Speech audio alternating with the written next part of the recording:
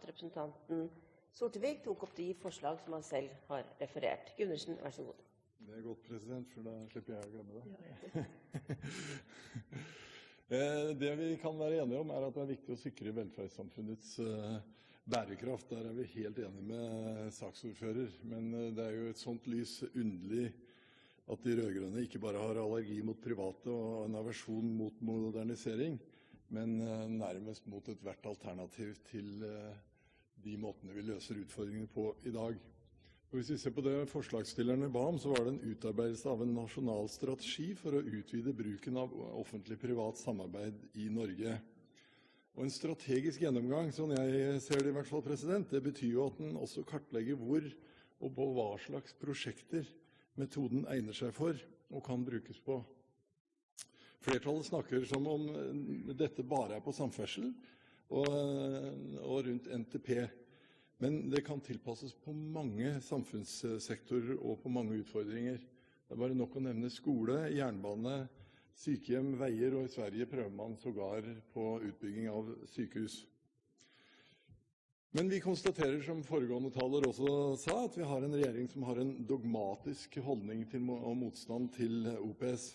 Og de forsøker også å skape et inntrykk av at forslagsstillerne utelukkende ser mot OPS som løsningen.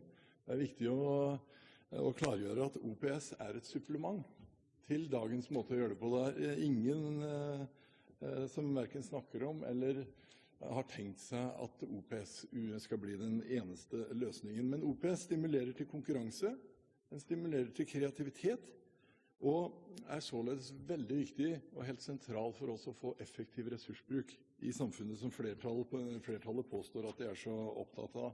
Men uten å stimulere til konkurranse, kreativitet og nye måter å løse utfordringen på i alle ledd, så tør jeg påstå at man også kommer på hæla eller bakfot når det gjelder å få effektiv ressursutnyttelse.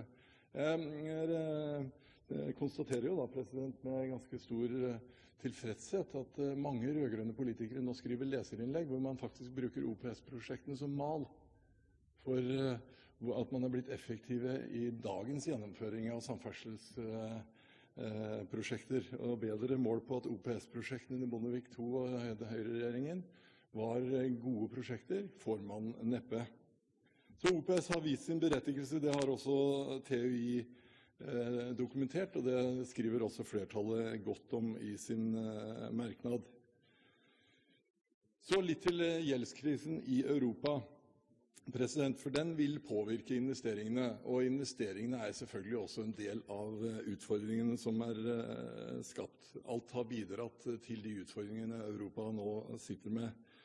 Men flertallet antyder i sine merknader at skylden kan legges på metoden, og antyder at flere land i Europa har forsøkt å lure seg selv gjennom å bruke OPS. Jeg vet jo ikke heller om det egentlig er riktig, men flertallet får ta ansvar for sine beskrivelser, men i så fall så er det jo ikke metodens feil, det er jo politikkens utfordring.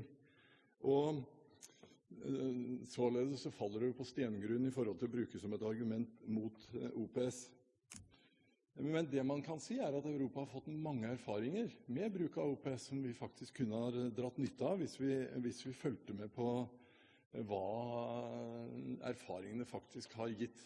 For det tror jeg vi skal være enige om. Det er åpenbart at om OPS er egnet, har med størrelse, kompleksitet og type prosjekter å gjøre. Så det er kanskje ikke en metode som passer på alt. Det erkjenner vi, eller forslagsstillerne også. Og det er litt underlig, for det er flere private aktører som følger ganske nøye med hva som skjer i Europa, og det at man ikke stilte til høring, tror jeg mer har med regjeringens dogmatiske holdning å gjøre, enn at man ikke er interessert. Det er ganske åpenbart. Så til slutt, president. Flertallet legger vekt på ansvarlig politikk, og der er vi helt enige. Det har vi sagt til det kjedsommelige.